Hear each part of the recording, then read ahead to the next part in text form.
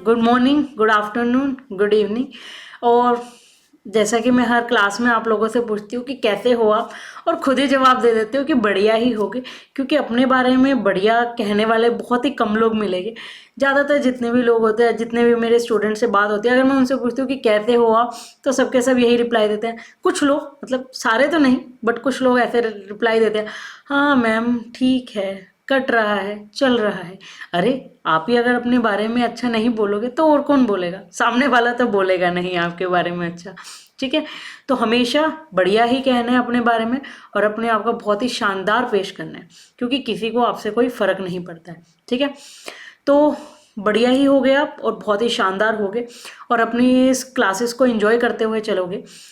हमने अपनी last class में, जहाँ पे हमने बहुत सारी बेसिक्स टर्म्स को कवर किया था, आज भी हम अपनी बहुत सारी बची हुई बेसिक्स टर्म्स को कवर करेंगे, जिसके बाद बेसिक्स टर्म्स और नहीं रह जाएगी।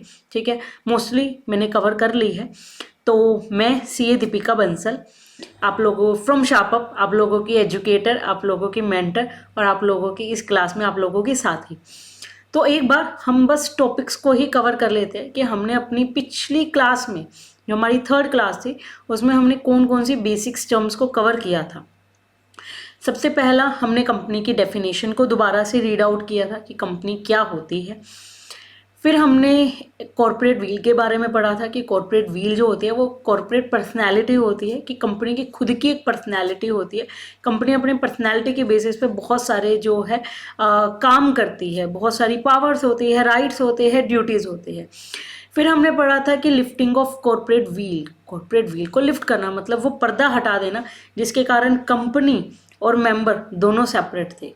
बहुत बार देखा गया है कि जो मेंबर है वो कंपनी की आड़ में बहुत सारे मेंबर मेनली, ठीक है ना, कंपनी की आड़ में बहुत सारे गलत काम करते हैं, इलीगल काम किए जाते हैं, अनऑथराइज काम किए जाते हैं। तो लिफ्टिंग ऑफ कॉरपोरेट व्हील उस पर्दे को हटा देता है और दोनों को अलग अलग कर देता है। दोनों को अलग अलग करके इस पर्सन को बाहर लेके आता है कि ये इस पर्सन ने कंपनी की आड़ में क्या काम किया है, क्योंकि कंपनी खुद तो काम करेगी नहीं, उसको कोई काम करने वाला पर्सन चाहिए।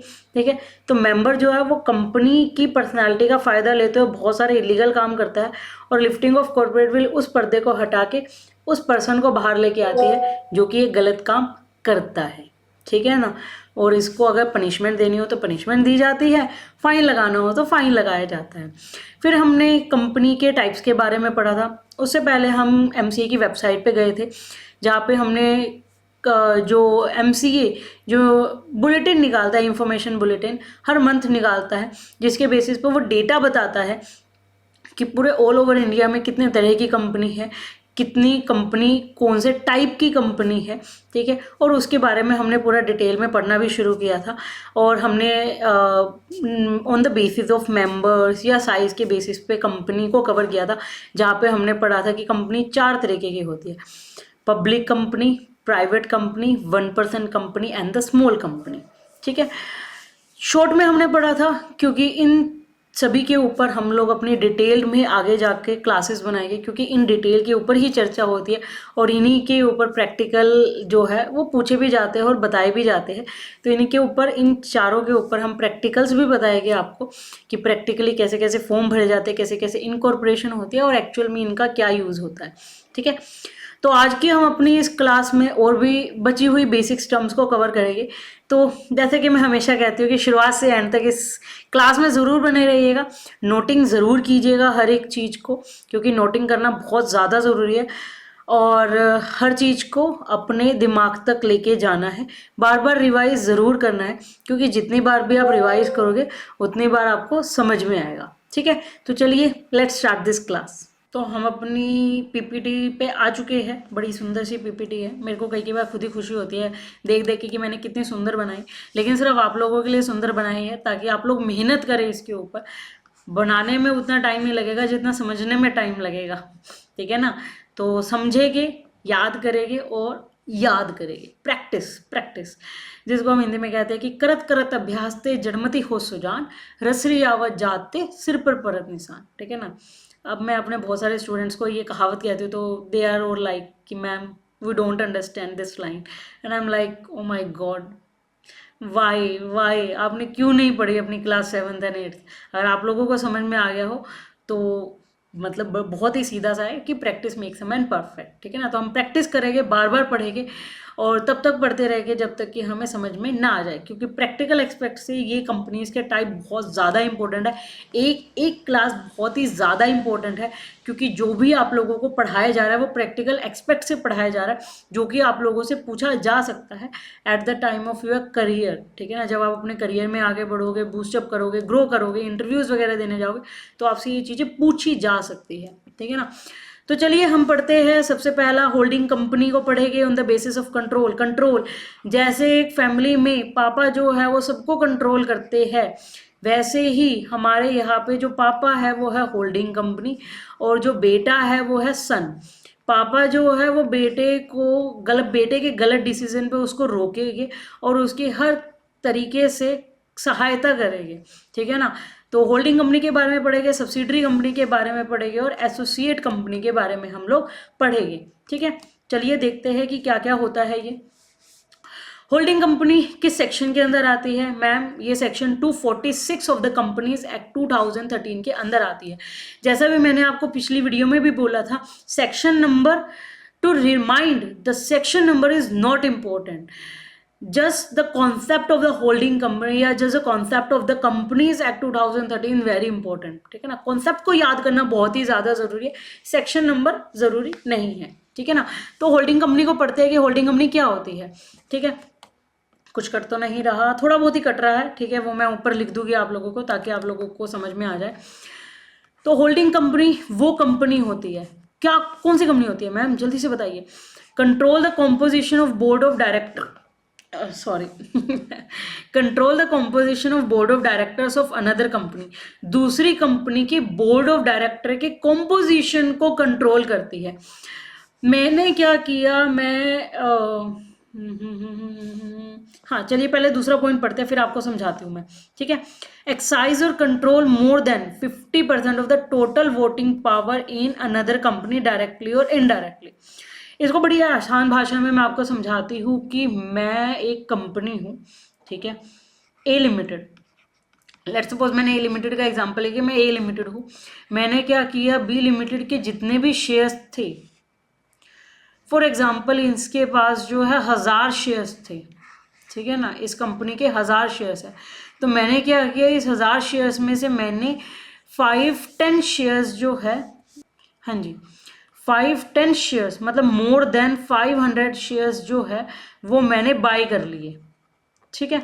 तो जैसे ही मैंने बी लिमिटेड के शेयर्स को बाय किया, मोर than 50% of the shares, share capital, उसकी जितनी भी शेयर थे टोटल, उसका मोर देन 50% जैसे ही मैंने एक्वायर किया, तो मेरे को टोटल वोटिंग पावर, ऑब्वियस ही बात है कि जो शेयर्स को होल्ड करेगा उसको वोटिंग पावर तो मिलेगी। तो मैंने जैसे ही उसके 51% या उससे ज़्यादा शेयर्स को होल्ड किया, तो मेरे पास उस कंपनी की वोटिंग पावर आ गई। अब मैं उस कंपनी को होल्ड कर सकती हूँ, अपने कंट्रोल में कर सकती हूँ। और अगर फॉर एग्जांपल बी लिमिटेड के पास जो है वो 2 डायरेक्टर्स है, 2 नहीं मैं 7 मान लेते हैं कि 15 डायरेक्टर है, मुझे इनमें से ना 2 डायरेक्टर्स ना कुछ सही नहीं लगे, तो मैंने क्या किया, मैं इन दोनों डायरेक्टर्स को मीटिंग बुलाऊंगी और मीटिंग में कहूँगी कि भाई इन 2 डायरेक्टर्स को निकालो, ठीक है ना।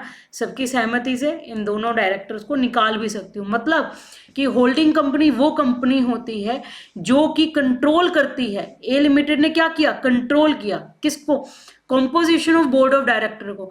बी लिमिटेड के जो बोर्ड ऑफ डायरेक्टर की कॉम्पोजिशन थी, कॉम्पोजिशन मतलब बोर्ड ऑफ डायरेक्टर्स कैसे है, कैसे बने, क्या क्या स्ट्रक्चर है उनका, सब कुछ उनको कंट्रोल किया। और अगर मैं उनको रिमूव भी कर सकती हूँ और किसी और को अपॉइंट भी कर सकती हूँ, क्यों, क्योंकि मेरे पास उस कंपनी के more than 50% of the total voting power है, ठीक है। तो होल्डिंग कंपनी जिसके पास more than 50% of the total voting power of another company होते हैं, तो जिसके पास पावर होती है उसे होल्डिंग कंपनी बोला जाता है, ठीक है ना। फिर आगे एक बड़ी सुंदर सी लाइन, ठीक है ना, दोबारा से हम इस लाइन को पढ़ते हैं। तो the company over which such control is एक्साइज is refer to as subsidiary company. अब ए लिमिटेड तो हाँ ठीक है, ए लिमिटेड इस केस में क्या होगी, ए लिमिटेड इस केस में होल्डिंग कंपनी हो गई। तो बी लिमिटेड को क्या बोलेंगे, B limited is subsidiary company, simple सी डेफिनेशन, ठीक है ना। ए लिमिटेड होल्डिंग कंपनी होगी क्योंकि वो होल्ड कर रही है, ठीक है ना। और बी लिमिटेड कौन कंट्रोल कर रहा है, ए लिमिटेड, तो बी लिमिटेड क्या हो गई, वो एक सब्सिडरी कंपनी हो गई, ठीक है ना।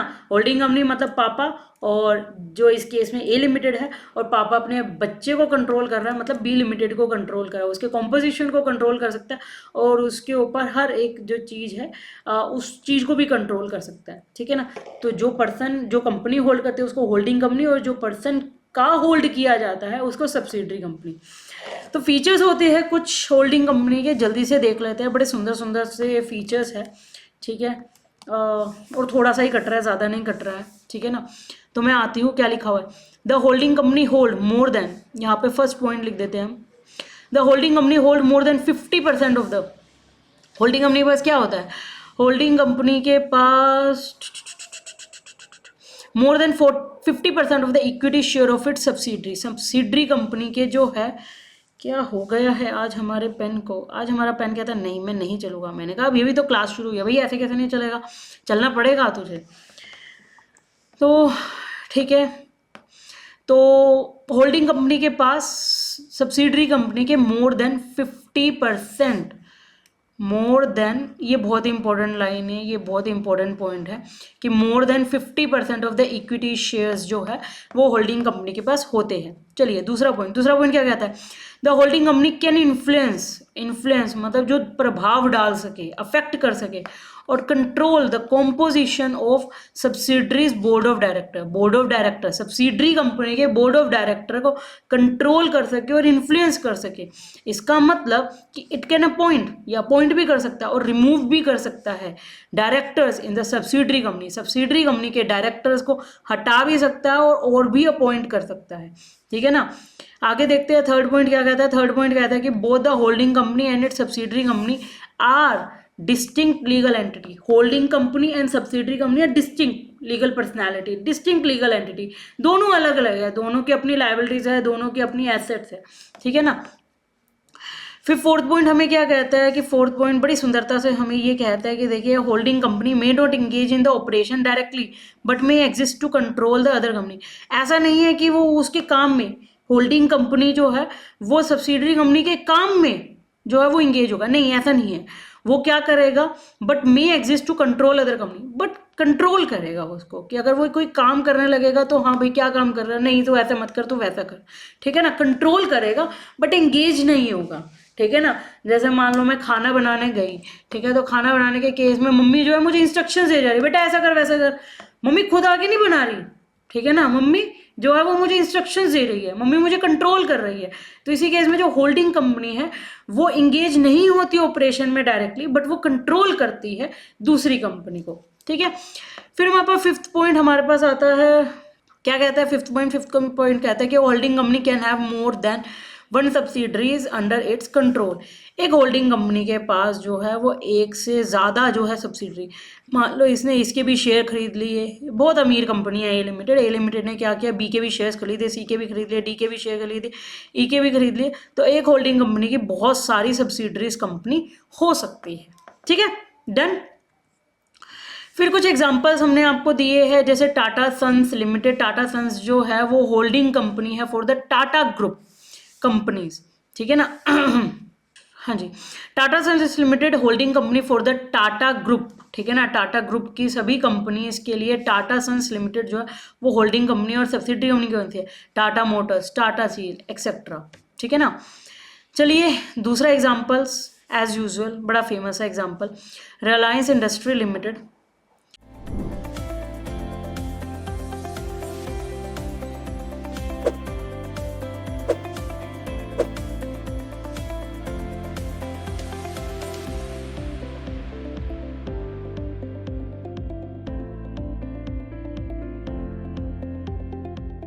Hello accountants, welcome to SharpUp. This is Radhika Dua, your mentor for this accounting course.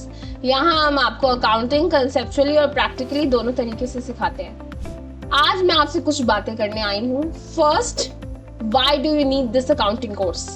2, इस कोर्स का ऑब्जेक्टिव कैसा रहेगा? 3rd, what is the syllabus for this course? And 4th, why you should choose SharpUp. Let's talk about point number 1. Why do you need this accounting course? बिना conceptual clarity के लिए accountant बनना तो impossible है, right? Most of the accountants feel कि tally सीख लिया तो accounting सीख ली, जबकि tally सिर्फ एक accounting software है. Most of the accountants they do not know from where to start and where to end. अब अगर ऑब्जेक्टिव की बात करें तो हमारा ऑब्जेक्टिव है आपको प्रैक्टिकली और कंसेप्चुअली ट्रेन करने का, आपको रियल वर्ल्ड अकाउंटिंग सिखाने का और एंड ऑफ कोर्स आपको जॉब रेडी बनाने का. बात करें सिलेबस की तो हम आपको कुछ 35 सेशंस देने वाले हैं where you will get 40+ hours of practical training. आइए मैं आपको अपनी वेबसाइट की तरफ ले जाती हूँ. यहाँ पर आपको फ्री डेमो सेशन मिलेगा.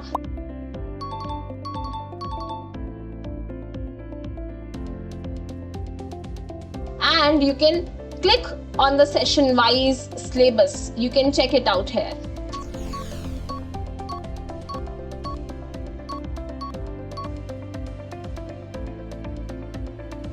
अब अगर मैं बात करूं कि why you should choose SharpUp, देखिए we have 40+ hours of comprehensive learning. Affordable course है, सर्टिफिकेशन मिलेगी. हाँ जी, सर्टिफिकेशन भी मिलेगी कंप्लीशन पे. साथ ही साथ we have a 3-day refund policy for you. बहुत ही सिंपल लैंग्वेज में इंग्लिश प्लस हिंदी आपको ये कोर्स अवेलेबल होने वाला है. We have already trained 1000+ accountants out there in industry.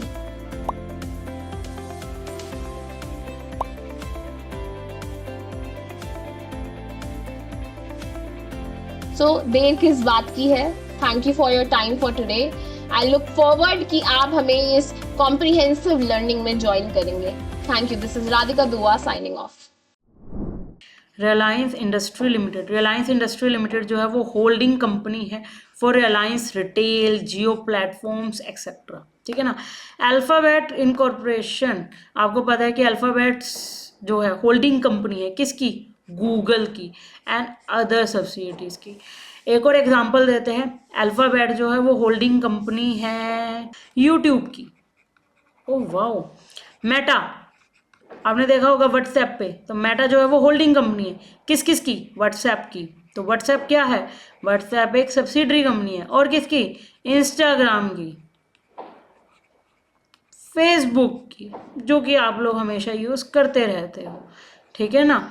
तो these are the holding company and these are the subsidiaries company. ठीक है, डन, क्लियर. होल्डिंग कंपनी जो कि दूसरी कंपनी को कंट्रोल करे. तो legal provisions related to holding company से रिलेटेड जो है कुछ लीगल प्रोविजंस है. जस्ट ऊपर से पढ़ेंगे, एक एक लाइन में आपको समझा देंगे ताकि आपको समझ में भी आए कि क्या क्या चीज़ें लिखी होती है. Holding company must prepares consolidated financial statement including it's subsidiary. ये ए लिमिटेड की फाइनेंशियल स्टेटमेंट है, ये बी लिमिटेड की फाइनेंशियल स्टेटमेंट है, ये सी लिमिटेड की फाइनेंशियल स्टेटमेंट है. तो ए लिमिटेड एक होल्डिंग कंपनी है, बी लिमिटेड और सी लिमिटेड उसकी सब्सिडरी है. तो फाइनेंशियल स्टेटमेंट जब बनेगी, कंसोलिडेटेड फाइनेंशियल स्टेटमेंट, तो ये किस किस की बनेगी? ए प्लस बी प्लस सी. सिंपल लेमन लैंग्वेज में समझा रही हूँ, ऐसे ए प्लस बी नहीं लिखा जाता, पूरा लिखा जाता है कि कंसोलिडेटेड फाइनेंशियल स्टेटमेंट. ठीक है ना. तो ये बहुत ही जब आप प्रैक्टिकली देखोगे तब आप इसको करोगे. ठीक है ना. ए प्लस बी प्लस सी. ठीक है. तो होल्डिंग कंपनी जो है वो एक कंसोलिडेटेड फाइनेंशियल स्टेटमेंट बनाती है अपनी सब्सिडरीज की फाइनेंशियल स्टेटमेंट्स को इंक्लूड करके. ठीक है, फर्स्ट पॉइंट. दूसरा पॉइंट क्या कहता है? Financials of the subsidiary must be audited and included in the consolidated accounts of the holding company. Subsidiary की फाइनेंशियल्स ऑडिटेड होती है और उसकी जितनी भी फाइनेंशियल्स है उनको कंसोलिडेट मतलब इकट्ठा करना. ठीक है ना. कंसोलिडेटेड का मतलब क्या होता है? इकट्ठा करना, कंबाइन करना, इकट्ठा या फिर कंबाइन करना. ठीक है ना, कंबाइन करना. तो कंबाइन किया जाता है होल्डिंग कंपनी के अकाउंट्स के साथ. और subsidiary activities must be reported to the board of the holding company as per the guidelines in the Companies Act। तो जब बोर्ड मीटिंग होती है होल्डिंग कंपनी की तो उसमें सब्सिडरीज की एक्टिविटीज़ को रिपोर्ट किया जाता है कि देखो जी ये आपकी सब्सिडरी कंपनी थी, इसने ये किया, इसने वो किया, उसने वो किया, सारा कच्चा चिटा खोला जाता है ताकि होल्डिंग कंपनी जो है अगर उसने कुछ गलत किया हो सब्सिडरी ने तो उसके ऊपर कंट्रोल कर सके। तो ये कुछ लीगल प्रोविजंस होते हैं होल्डिंग कंपनी है। होल्डिंग कंपनी को हम दोबारा नहीं पढ़ेंगे, इसलिए मैंने आपको यहाँ पे सब कुछ बताया है, ठीक है। चलिए आगे बढ़ते हैं, सब्सिडरी कंपनी के ऊपर आते हैं। सब्सिडरी कंपनी की डेफिनेशन क्या कहती है? सब्सिडरी कंपनी की डेफिनेशन कहती है कि as per section 287 of the companies act 2013, section 287 क्या कहता है? सेक्शन 287 कहता है कि a company is considered as a subsidiary of another company called the holding company if, company को सब्सिडरी कंपनी कब माना जाता है दूसरी कंपनी का? जब the holding company control the comp, वही वाली डेफिनेशन है, सेम वही वाली डेफिनेशन है। सब्सिडरी कंपनी मुझे कब बोला जाएगा? जब दूसरी कंपनी जो होल्डिंग कंपनी है वो कंट्रोल करेगी मेरे composition of board of directors को, और जो होल्डिंग कंपनी है वो मेरी टोटल शेयर कैपिटल में मोर देन 50% की होल्डर होगी, ठीक है ना, आइदर डायरेक्टली और थ्रू अदर सब्सिडरीज, ठीक है। यहाँ पे हमने जो कैपिटल की बात की है वो इक्विटी और प्रेफरेंस शेयर्स की बात की है, दोनों में से कोई भी शेयर्स हो सकते हैं, और आइदर डायरेक्टली और थ्रू अदर सब्सिडरीज की ए लिमिटेड जो है, ए लिमिटेड की सब्सिडरी है बी लिमिटेड, और बी लिमिटेड ने क्या किया कि सी लिमिटेड का वो खरीद लिया शेयर्स। तो क्या हुआ कि बी लिमिटेड को कौन होल्ड कर रहा है? ए लिमिटेड, और सी लिमिटेड को कौन होल्ड कर रहा है? B limited. तो क्या ए लिमिटेड जो है वो सी लिमिटेड की होल्डिंग होगी या नहीं होगी? तो वही चीज़ यहाँ पे लिखी हुई है, आइदर डायरेक्टली और थ्रू अदर सब्सिडरीज, दूसरी सब्सिडरीज के थ्रू जो है अगर वो उसकी कॉम्पोजिशन को होल्ड करता है, ठीक है। तो सब्सिडरी कंपनी वो कंपनी होती है जो कि दूसरी कंपनी मेरी कंपनी में मेरे बोर्ड ऑफ डायरेक्टर की कॉम्पोजिशन को कंट्रोल करती है और मेरे कंपनी में मोर देन 50% शेयर होल्डर की मालिक होती है, शेयर्स की मालिक होती है। फिर उसके बाद क्या लिखा हुआ है? बड़ी ही सुंदर सी लाइन लिखी हुई है, subsidiary of a public company is deemed a public company even it is registered as a private company. इन्होंने बोला हुआ है कि देखो ये है ए लिमिटेड, ये है बी प्राइवेट लिमिटेड। ए लिमिटेड ने क्या किया? ए लिमिटेड ने बी लिमिटेड के मोर देन 50% शेयर्स को होल्ड कर लिया। तो वह भले ही ये प्राइवेट लिमिटेड कंपनी हो, लेकिन क्योंकि जो होल्डिंग कंपनी है वो एक पब्लिक कंपनी है, तो इसको भी क्या बोला जाएगा? इसको डीम्ड पब्लिक कंपनी बोला जाएगा।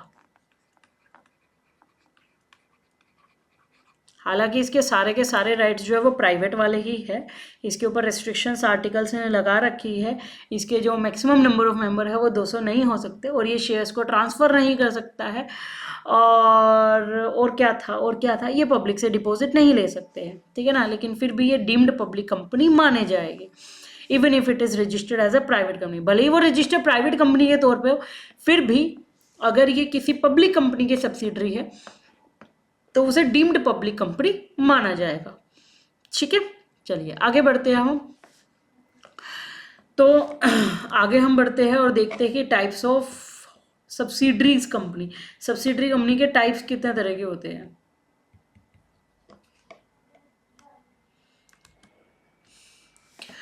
सब्सिडरीज कंपनी के टाइप्स कितने तरीके के होते हैं? पहला type wholly owned subsidiaries.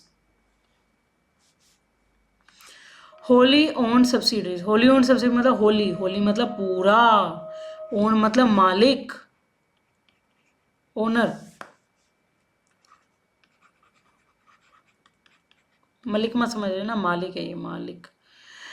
A subsidiary where the holding company owns 100% of the share capital. अगर ए लिमिटेड ने बी प्राइवेट लिमिटेड के सारे शेयर्स को ओन कर लिया तो ये क्या हो गई? ए लिमिटेड तो होल्डिंग कंपनी हो गई, और इसको क्या बोलेंगे? होली ओन सब्सिडरी कंपनी, कि बी प्राइवेट लिमिटेड के सारे शेयर्स को इसने होल्ड कर लिया। एग्जाम्पल क्या है? Maruti insurance business agency limited, ठीक है, वो एक होली ओन्ड सब्सिडरी है किसकी, मारुति सुजुकी इंडिया लिमिटेड की, ठीक है ना, ये एक एग्जांपल है। दूसरी कौन सी टाइप होती है, दूसरी टाइप होती है पार्शली ओन्ड सब्सिडी, पार्शली मतलब कुछ हिस्सा, ठीक है ना, सम पार्ट, मैं कुछ पार्ट का मालिक हूँ। सब्सिडरी वो कंपनी जिसमें जो होल्डिंग कंपनी है वो अधिकार रखती है मोर देन 50%, 50% से ज़्यादा शेयर कैपिटल का, but less than 100% of the share capital. More than share capital कितनी होनी चाहिए, 50% से तो ज़्यादा होनी चाहिए, क्योंकि अगर 50% से ज़्यादा ही नहीं होगा तो वो होल्डिंग कंपनी नहीं होगा, होल्डिंग कंपनी और सब्सिडरी कंपनी का रिलेशन ही नहीं होगा, ठीक है ना। तो रिलेशन बनाने के लिए मोर देन 50% तो शेयर कैपिटल चाहिए।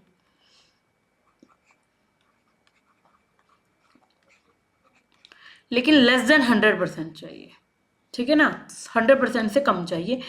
जैसे यहाँ पे एक बड़ा ही सुंदर सा एग्जाम्पल ले रखा है, रिलायंस जीरो कहते हैं कि अगर किसी चीज़ को बार बार सुंदर कहा जाए तो उसकी सुंदरता और बढ़ जाती है, ठीक है ना। ऐसा होता है जनरली, कई बार कुछ म्यूज़िक आता है, कुछ गाने आते हैं, जब उसको पहली बार सुनते हैं ना मज़ा नहीं आता, लेकिन जब उसको बार बार सुनते हैं, मीम्स के थ्रू सुनते हैं, वीडियोज़ में सुनते हैं, शॉर्ट्स में सुनते हैं, तो वो गाना अच्छा भी लगने लग जाता है। तो वही है, ये लाइन्स जो है कितनी सुंदर सुंदर है, इसलिए जब मैं बार बार इनको सुंदर बोलूँगी तो आपको भी सुंदर लगने लग जाएगी और सुंदर चीज़ों को बार बार देखने का और पढ़ने का मन करता है, ठीक है ना। तो रिलायंस जियो इन्फोकॉम लिमिटेड वो पार्शली ओन सब्सिडरी है किसकी, रिलायंस इंडस्ट्री लिमिटेड की, ठीक है। बढ़िया, यहाँ तक समझ में आया। अभी तक हमने ये पढ़ा कि होल्डिंग कंपनी और सब्सिडरी कंपनी। होल्डिंग कंपनी की सिर्फ दो बातें हैं कि ये सब्सिडरी कंपनी की बोर्ड ऑफ डायरेक्टर की कॉम्पोजिशन को कंट्रोल करेगा, और दूसरी है इसकी शेयर कैपिटल में इसका जो हिस्सा है वो मोर देन 50% का हिस्सा होगा, ठीक है। अब हम एसोसिएट कंपनी पढ़ते हैं, एसोसिएट, ठीक है ना। चलिए एसोसिएट कंपनीज क्या होती है पढ़ते हैं, section 26 of the companies act, ठीक है ना। चलिए मैं एक एग्जांपल सोच रही थी, बट मैं सोच रही हूँ वो एग्जांपल आपको थोड़ी देर में ही बताऊंगी। Associate company is a company in which the other company has significant influence। जैसे फॉर एग्जाम्पल कि एक छोटा सा एग्जाम्पल लेते हैं, हमारे घर से ही रिलेटेड एग्जाम्पल लेते हैं, क्योंकि कंपनी के एग्जाम्पल तो इसमें दे रखे हैं, ठीक है ना। अगर सारे के सारे एग्जाम्पल से मैं आपको कॉम्प्लिकेटेड दूंगी तो आपको समझ में कम आएगा। तो क्या है, ये मैं हूँ, छोटा सा बच्चा हूँ मैं, ठीक है। ये दीपिका जी है, ये दीपिका जी के पापा है, ठीक है ना, और ये दीपिका जी के भाई है, ठीक है ना। दीपिका जी के पापा जो है वो उसके ऊपर पूरा अच्छा खासा कंट्रोल रखते हैं, ठीक है ना, लेकिन भाई जो है वो मेरे ऊपर सिग्निफिकेंट इन्फ्लुएंस रखता है,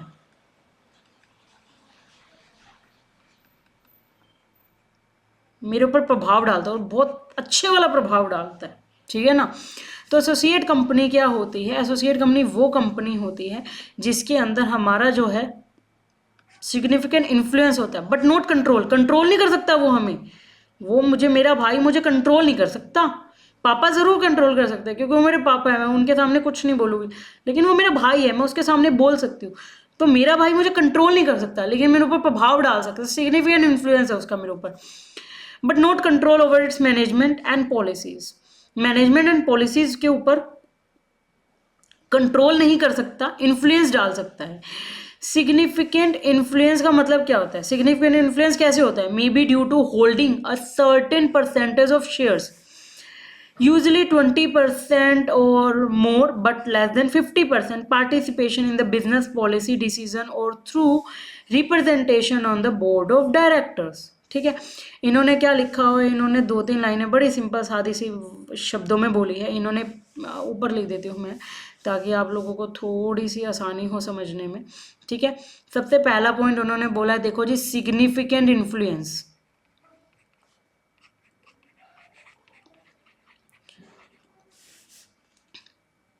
सिग्निफिकेंट इन्फ्लुएंस है, सिग्निफिकेंट इन्फ्लुएंस का क्या मतलब कि उसने more than 20% of the capital जो है वो होल्ड कर रखी है। इसको कैसे लिखे हम, इसको मैं ऐसे लिख देती हूँ, शेयर कैपिटल, यहाँ पे लिख दी मैंने, शेयर कैपिटल 20% से ज़्यादा है बट 50% से कम है।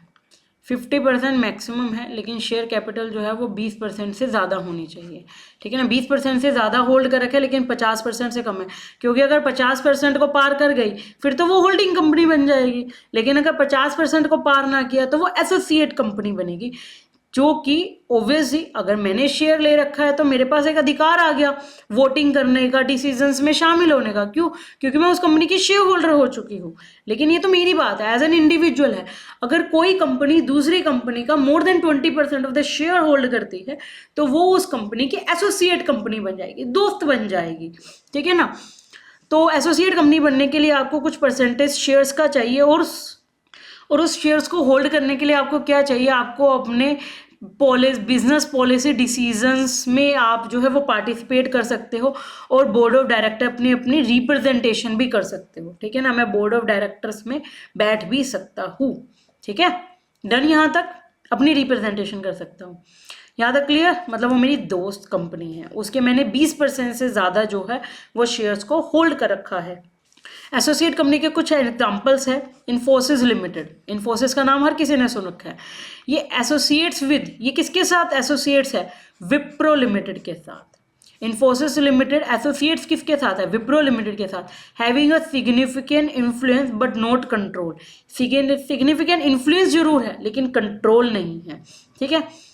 टेक महिंद्रा, टेक महिंद्रा किसके साथ एसोसिएट है? विद वोडाफोन, वोडाफोन वालों के साथ ये जो है वो एसोसिएशन में है। Having significant influence but not controlling influence, control नहीं कर सकती, सिग्निफिकेंट इन्फ्लुएंस। आप एसोसिएट्स को ये मान लीजिए कि वो दोस्त है, मिले हुए हैं, दोनों के दोनों मिलजुल के अपने काम को संभाल रहे हैं। तो इन्फोसिस लिमिटेड विप्रो के साथ एसोसिएट है, और टेक महिंद्रा जो है वो वोडाफोन के साथ एसोसिएट है, ठीक है। तो on the basis of listing on stock exchange, stock exchange के बेसिस पे, अब लिस्टिंग के बेसिस पे हम देखें कि कंपनी कितने तरह की होती है। तो हमने देखा कि कंपनी दो तरीके की होती है, एक लिस्टेड कंपनी होती है और एक अनलिस्टेड कंपनी होती है। नाम से ही पता लग रहा है, मैम जो स्टॉक एक्सचेंज पे लिस्टेड है उसे लिस्टिंग कंपनी, और जो लिस्टिंग नहीं है उससे अनलिस्टेड कंपनी, ठीक है ना। तो section 252 of the companies act 2013 क्या कहता है? कहता है कि लिस्टेड कंपनी वो कंपनी होती है जिसकी सिक्योरिटीज लिस्ट होती है रिकॉग्नाइज्ड स्टॉक एक्सचेंज में, ठीक है ना। Such companies are subject to more stringent compliances and disclosure requirements. उन्हें बहुत ही हार्ड वाले, बहुत ही स्ट्रॉन्ग वाले कंप्लायंसेस करने, बहुत सारे कंप्लायंसेस करने पड़ते हैं, एंड बहुत सारे डिस्क्लोजर्स की रिक्वायरमेंट होती है उनके ऊपर, टू एंश्योर, ताकि ट्रांसपेरेंसी मिले एंड प्रोटेक्ट इन्वेस्टर इंटरेस्ट। मैं अगर किसी कंपनी में इन्वेस्टर हूँ तो मैं चाहूँगी कि मुझे उस कंपनी का सब कुछ दिखे, क्योंकि अगर मैं किसी कंपनी के ऊपर पैसा लगा रही हूँ तो अगर वो कंपनी कोई घोटाला वगैरह करे तो मेरे लिए गड़बड़ है। तो कंपनी जो है वो ट्रांसपेरेंसी अगर मेंटेन कर रही है और हर चीज को दिखा रही है पब्लिक को, तो कहीं ना कहीं इन्वेस्टर का इंटरेस्ट जो है वो प्रोटेक्ट होगा, और इसलिए इसके ऊपर बहुत सारे कंप्लायंसेस होते हैं, बहुत सारी डिस्क्लोजर रिक्वायरमेंट्स होती है लिस्टेड कंपनीज के ऊपर, ठीक है। फिर हमने पढ़ा कि की points of a listed company, listed company के कुछ points, shares, debenture, bonds and other marketable security can be listed. तो सिक्योरिटीज़ के अंदर क्या क्या आता है? शेयर्स आता है, डिबेंचर्स आता है, बॉन्ड्स आता है, और कुछ और मार्केटेबल सिक्योरिटीज़। इंडिया में जो रिकॉग्नाइज्ड स्टॉक एक्सचेंज है वो है नेशनल स्टॉक एक्सचेंज और बॉम्बे स्टॉक एक्सचेंज। जो कंपनी किसी दूसरे स्टॉक एक्सचेंज में, मतलब आउटसाइड इंडिया भी अगर स्टॉक एक्सचेंजेस पे लिस्टेड है तो वो भी क्वालिफाई करेगी as a listed company under the companies act 2013। ये दोनों के दोनों जो है वो अमेरिकन स्टॉक एक्सचेंज है।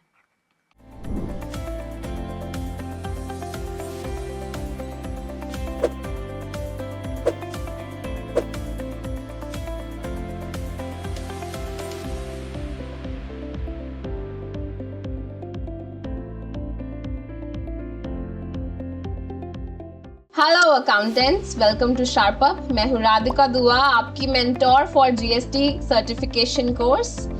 यहाँ पर हम आपको जीएसटी प्रैक्टिकली एंड कंसेप्चुअली दोनों तरीके से सिखाते हैं। मैं आज आपसे कुछ बातें करने वाली हूँ। Point number 1, why do you need this GST course. Point number 2, objective क्या रहेगा इस कोर्स का। पॉइंट नंबर 3, मैम सिलेबस क्या है। And point number 4, why do I need to choose SharpUp. चलिए आइए पॉइंट नंबर 1 पे बात करते हैं। We know that accounting is incomplete without the knowledge of GST. बहुत सारे accountants वहाँ ये सोच रहे हैं कि GSTR 3B and 1 सीख लिया तो पूरा GST आ गया, जबकि ये दोनों तो सिर्फ 2 रिटर्न्स हैं। GST वर्ल्ड बहुत बड़ा है। Most of the accountants they do not know from where to start and where to end. अब इस कोर्स का ऑब्जेक्टिव क्या है? हम चाहते हैं कि हम आपको कंसेप्चुअली प्लस प्रैक्टिकली दोनों तरीके से ट्रेन कर दे for GST, and we want to make you ready for the real world accounting. We want to make you job ready. Ma'am syllabus कैसा रहेगा? सिलेबस की बात करें तो there are 35 sessions and 40+ hours of comprehensive learning. आइए मैं आपको अपनी वेबसाइट तक ले जाती हूँ। ये रहा मेरा जीएसटी कोर्स, और यहाँ पर आप फ्री डेमो अवेल कर सकते हैं।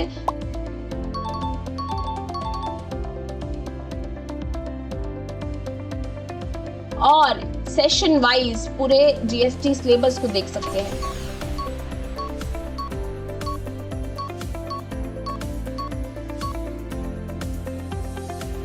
अब बात करें कि मैम हमें क्यों शार्पअप चूज करना चाहिए, so let me tell you that SharpUp has already trained 1000+ accountants out there.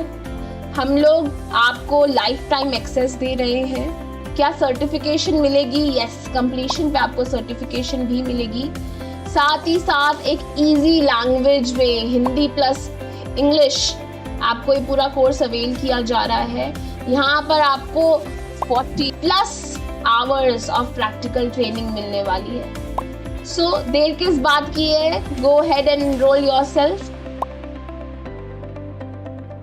Thank you for your time today, and I'm looking forward to meet you all in this enriching class. देखिए, India के stock exchange है ना, national stock exchange and Bombay stock exchange, ये American stock exchange इसके नाम है।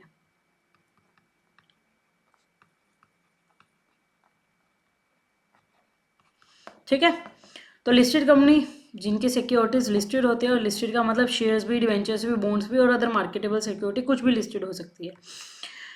अब कुछ और पॉइंट्स इसके ऊपर आते हैं, देखते हैं। इफ़ ओनली डेब्ट सिक्योरिटीज आर लिस्टेड, अगर सिर्फ डेब्ट सिक्योरिटीज ही लिस्टेड है और इक्विटी शेयर्स नहीं है लिस्टेड, तो वो पब्लिक कंपनीज जो है वो लिस्टेड कंपनी की डेफिनेशन में नहीं आएगी फॉर कंप्लाइंसेस पर्पस। ठीक है ना, वो कंप्लाइंस पर्पस के लिए लिस्टेड कंपनी की डेफिनेशन में नहीं आएगी। ठीक है, और अगर प्राइवेट कंपनी जो कि लिस्टिंग है, प्राइवेट कंपनी की क्या चीज़ लिस्टिंग है? Non convertible debenture. Non convertible मतलब डिबेंचर्स को आप कन्वर्ट नहीं कर सकते हो। ठीक है ना, तो नॉन कन्वर्टेबल डिबेंचर अगर लिस्टिंग है तो NCDs are not considered listing company, तो उसको हम यहाँ पे आप ब्रैकेट लगा लीजिए। ठीक है ना, तो प्राइवेट कंपनी जो कि लिस्टेड कर रखी है, उसने अपनी non convertible debentures are not considered as listed company, तो उसको भी हम लिस्टेड कंपनी नहीं बोलेंगे। ठीक है, क्लियर है यहाँ तक? चलिए, तो अब हम लिस्टेड कंपनी के बारे में देख चुके हैं। अनलिस्टेड कंपनी सीधी सी बात है, स्टॉक एक्सचेंज पे लिस्टेड नहीं है। तो अनलिस्टेड कंपनी वो कंपनी होती है that do not have their security listed on any recognised stock exchange. Stock exchange पे उनकी सिक्योरिटी लिस्टेड नहीं है। ठीक है, दे मे रेज फंड्स, वो फंड्स कहाँ से? मान लो मेरी एक कंपनी है, वो स्टॉक एक्सचेंज पे लिस्टेड नहीं है। ठीक है ना, तो मैं फंड्स कहाँ से उठा सकती हूँ? मैं प्राइवेटली उठा सकती हूँ फंड्स, किसी भी इंस्टीट्यूशनल इन्वेस्टर से या प्राइवेट प्लेसमेंट से। Example, large corporation that choose not to list their shares. बहुत बड़े बड़े कॉरपोरेशन जो कि सोचते हैं कि नहीं यार, शेयर्स को हम लिस्ट नहीं करते हैं। ठीक है ना, अब यहाँ पे बात आती है यार, शेयर्स को लिस्ट करना क्या ज़रूरी होता है? नहीं, शेयर्स को लिस्ट करना ज़रूरी नहीं होता, बट शेयर्स को लिस्ट करने के बहुत ज़्यादा फ़ायदे होते हैं। क्या क्या फ़ायदे होते हैं भाई? अगर आप शेयर्स को लिस्ट करोगे तो आपकी एक तो मार्केट में रेपुटेशन बढ़ेगी, आपकी क्रेडिबिलिटी बढ़ेगी। दूसरी चीज, आप अगर लिस्टेड होते हो तो हर एक जनता आपको जानेगी। अब कौन कौन सी कंपनी इंडिया में एग्जिस्ट करती है हमें नहीं पता। हमें टाटा मोटर्स का पता है, हमें येस बैंक का पता है, हमें पता नहीं कितनी सारी कंपनीज का पता है जो कि स्टॉक एक्सचेंज पे लिस्टेड है। क्यों पता है उनका नाम? क्योंकि वो स्टॉक एक्सचेंज पे लिस्टेड है, ठीक है ना। कल्याण ज्वेलर्स है और भी बहुत सारी कंपनीज, ठीक है ना। आप जस्ट अपना स्टॉक मार्केट का पोर्टफोलियो मतलब वो खोलोगे शेयर मार्केट के लिए, सो आपको सारी कंपनीज के नाम दिख जाएंगे। तो वो कंपनीज हम देख पा रहे हैं, उनके नाम देख पा रहे हैं, लेकिन ना जाने 17 लाख कंपनीज इंडिया में रजिस्टर्ड है, लेकिन स्टॉक एक्सचेंज में बहुत ही कम कंपनीज है जो है वो लिस्टेड है। तो इसका मतलब बाकी की सारी कंपनीज अनलिस्टेड है, उनका नाम किसी को नहीं पता। तो अगर आप लिस्टेड होते हो तो पूरा देश आपको देखता है, पूरा देश आपको जानता है और लोगों से पैसा उठाना आसान हो जाता है, ठीक है ना। हर एक इंसान आप में इन्वेस्ट करना चाहेगा अगर आपकी जो ट्रांसपेरेंसी है और अगर आप बहुत अच्छा परफॉर्म कर रहे हो तो, ठीक है ना। इसलिए बहुत सारी कंपनीज जो होती है जनरली क्या करती है, कंपनीज जब छोटे लेवल पे होती है तो वो ओपीसी की तरीके से एक बार खोलती है, फिर उसके बाद वो थोड़ी सी बड़ी बनती है, प्राइवेट कंपनी के तौर पे बनती है, फिर वो पब्लिक कंपनी बनती है, फिर वो पब्लिक कंपनी बनने के बाद अपने आप को लिस्टेड कर देती है। कंपनी की एक जर्नी होती है, ठीक है ना। देखिए कंपनी की अगर किसी का ग्रोइंग माइंडसेट है, किसी ने कहा है कि भाई मुझे तो अपनी कंपनी को बहुत ज़्यादा ग्रो करवाना है, तो सबसे पहले जब कंपनी बनती है तो या तो वो ओपीसी की फॉर्म में, अगर कोई अकेला बंदा है तो वो ओपीसी की फॉर्म में अपनी कंपनी को बनाएगा, या फिर अगर वो 2-3 बंदे हैं तो वो प्राइवेट कंपनी को खोल सकते हैं, ठीक है ना। अगर वो ओपीसी है तो पहले वो प्राइवेट बनाएगा, अगर वो सीधा ही प्राइवेट है तो प्राइवेट से वो पहले पब्लिक बनेगा, क्योंकि पब्लिक से पैसा लिस्टेड होने के लिए मुझे पब्लिक बनना पड़ेगा, ठीक है ना। और पब्लिक बनने के लिए मुझे प्राइवेट से पब्लिक में कन्वर्ट होना पड़ेगा। तो इसका भी पूरा प्रोसेस होता है प्राइवेट से पब्लिक में जाने का, जो हम अपने आगे आने वाली वीडियोस में पढ़ेंगे। तो अभी के लिए क्या है कि अगर कंपनी ओपीसी है तो पहले वो प्राइवेट में कन्वर्ट होगी, प्राइवेट पब्लिक में कन्वर्ट होगी, ये एक जर्नी है कंपनी की। लेकिन अगर डायरेक्टली ही प्राइवेट कंपनी के तौर पे रजिस्टर्ड हुई है तो पहले वो पब्लिक कंपनी बनेगी, और अगर वो कंपनी बहुत अच्छा कर रही है और बहुत अच्छा ग्रो कर रही है तो उसके पास एक स्टेप और है आगे बढ़ने का, और वो है लिस्टिंग करवाना अपने आप को, listing on stock exchange.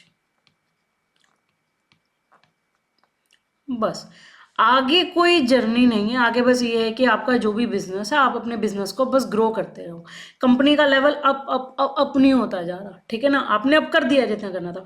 OPC है या प्राइवेट कंपनी है, उसको पहले पब्लिक बनाया, पब्लिक से फिर आपने उसको क्या कहते हैं अपना लिस्टिंग करवाया, ठीक है। अब हमारे पास बहुत सारी और भी कंपनीज के फॉर्म्स है, ठीक है। तो सबसे पहला फॉर्म जो आता है वो हमारे पास आता है गवर्नमेंट कंपनीज का। वाओ, बहुत ही अच्छा नाम है गवर्नमेंट कंपनी। फॉरेन कंपनी को पढ़ेंगे और फिर हम पढ़ेंगे डोरमेंट कंपनीज को, ठीक है। देखते हैं कि क्या क्या कंपनीज होती है ये, ठीक है। गवर्नमेंट कंपनी को पढ़ते हैं। गवर्नमेंट कंपनी में क्या लिखा हुआ है? As per section 245 of the companies act, government company को डिफाइन कहा किया गया section 2 sub section 45 of the companies act 2013 में। और इसमें क्या कहा गया है? इसमें कहा गया है कि अ गवर्नमेंट कंपनी वो कंपनी होती है, इसको किस तरीके से डिफाइन किया गया, इसको इस तरीके से डिफाइन किया गया है, that is a company in which not less than 51% of the paid up share capital. Paid up share capital मतलब जितनी पे करनी है कैपिटल, ठीक है ना, is held by the central government, state government और partially by both, and includes a company which is a subsidiary of a government company, ठीक है। अब इन्होंने कहा हुआ गवर्नमेंट कंपनी कौन कौन सी होती है। एक एग्जांपल हम आपको अभी देने वाले हैं भेल का। भारत हैवी इलेक्ट्रिकल लिमिटेड, ये एक गवर्नमेंट कंपनी है, ठीक है। तो मैं आप लोगों के लिए एक स्लाइड लेके आई हूँ भारत हैवी इलेक्ट्रिकल लिमिटेड की। तो मैं आपके लिए लेके आई हूँ अभी भेल की शेयर होल्डिंग पैटर्न। ये मैंने भेल की वेबसाइट से निकाली है, आप भी इसको देख सकते हो।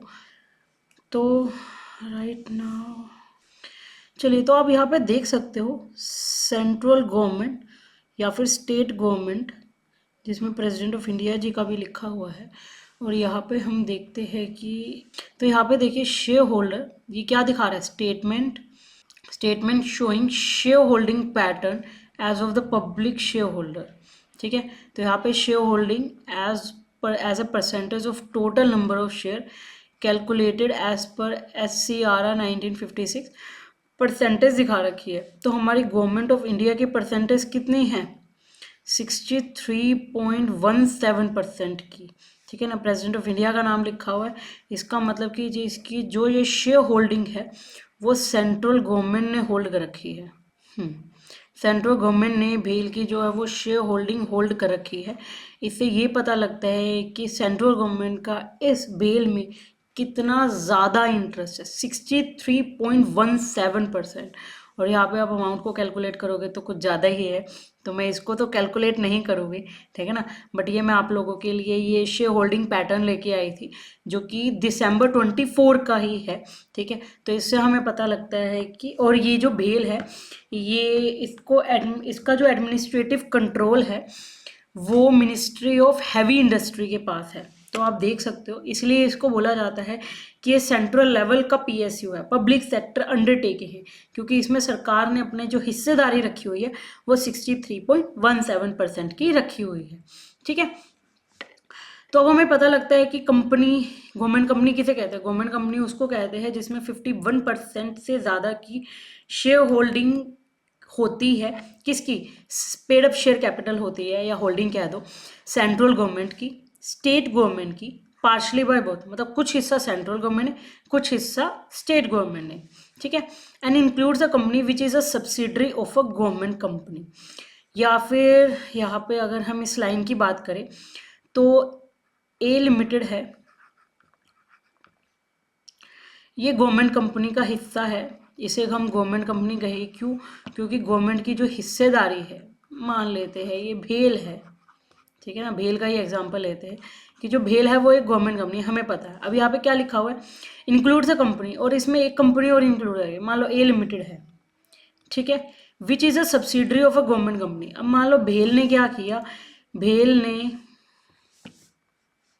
ए लिमिटेड के जो है वो मोर than 50% of the share holdings जो है वो होल्ड कर लिए।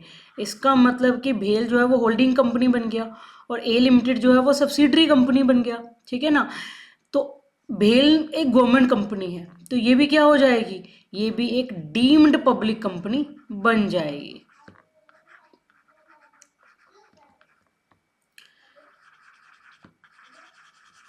ये भी एक गवर्नमेंट कंपनी बन जाएगी।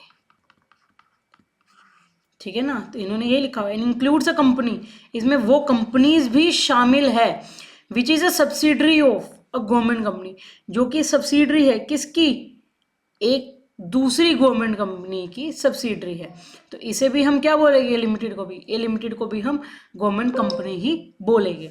ठीक है, अब यहाँ पे कुछ लिखा हुआ है, accounts are audited by the controller and auditor general of India as prescribe. अब गवर्नमेंट कंपनी के हैं, जो भी प्राइवेट कंपनीज होती है, पब्लिक कंपनीज होती है, उनके अकाउंट्स को कौन ऑडिट करता है, कौन चेक करता है, ऑडिटर, प्राइवेट ऑडिटर्स। आप किसी भी CA फर्म में से अपना ऑडिटर अपॉइंट कर सकते हो, ठीक है ना। लेकिन गवर्नमेंट कंपनी के अकाउंट्स को ऑडिट करना है, तो गवर्नमेंट कंपनी के अकाउंट्स को कौन ऑडिट करेगा, CAG, controller and auditor general of India. ये इंडिया की सुप्रीम अथॉरिटी होती है, ये इंडिया की सुप्रीम ऑडिट इंस्टीट्यूशन होता है, जो कि इंडिया की जितनी भी गवर्नमेंट कंपनीज होती हैं उनको उनके अकाउंट्स की ऑडिट करता है, उनके फाइनेंशियल स्टेटमेंट्स की ऑडिट करता है। और the CAG is also the head of audit and accounts department. ठीक है ना, और इसके जो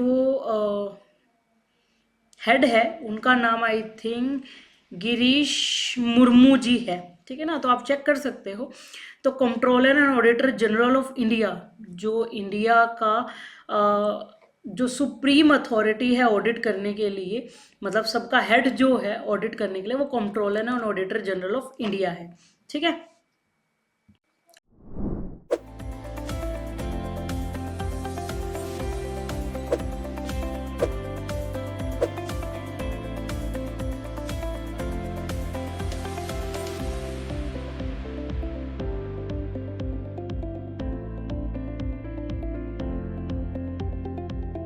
Hello accountant, welcome to Sharp Up. I am CA Deepika Bansal, your mentor for the income tax course, जहाँ पर हम पढ़ेंगे इनकम टैक्स को conceptually as well as practically. आज मैं अपनी इस वीडियो में आप सबके साथ 4 पॉइंट्स को डिस्कस करने वाली हूँ। नंबर 1, इनकम टैक्स कोर्स को करना क्यों ज़रूरी है।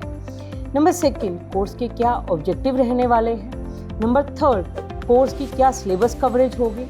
And number 4, why should you choose sharp up for the income tax learning. Coming to first point, income tax course को करना क्यों ज़रूरी है। आप किसी भी कंपनी के, फर्म के या किसी भी ऑर्गेनाइजेशन के अकाउंट्स को बिना इनकम टैक्स की नॉलेज के हैंडल नहीं कर सकते। That's why income tax course को करना ज़रूरी है। फर्दर बहुत सारे अकाउंटेंट्स ये सोचते हैं कि टीडीएस के प्रोविजंस को पढ़ लेना ही इनकम टैक्स के प्रोविजंस को पढ़ना है, बट ऐसा नहीं है। टीडीएस के provisions is just one of the part of the income tax course. Further बहुत सारे अकाउंटेंट्स बहुत ज़्यादा कंफ्यूज रहते हैं कि इनकम टैक्स की लर्निंग को कहाँ से शुरू करना चाहिए, कहाँ से करना चाहिए और कहाँ तक करना चाहिए। कमिंग टू सेकेंड पॉइंट कि what is the objective with this course. हमारा मेन ऑब्जेक्टिव इस कोर्स को लॉन्च करने का आप लोगों को conceptually as well as practically train करना है एंड आप लोगों को प्रिपेयर करना है for the real world income tax consultancy के लिए and for the jobs, well paying jobs. Coming to the third point कि इस सिलेबस की क्या कवरेज रहने वाली है। हमने इस कोर्स को टोटल 45 सेशंस में इंक्लूड किया है, जहाँ पर आप लोगों को मिलेगा मोर देन 70 आवर्स की comprehensive learning conceptually as well as practically. चलिए तो अब वेबसाइट पर चलते हैं और इनकम टैक्स की कोर्स को दिखाते हैं। तो this is our income tax course. Further कुछ डेमो वीडियोज़ भी है।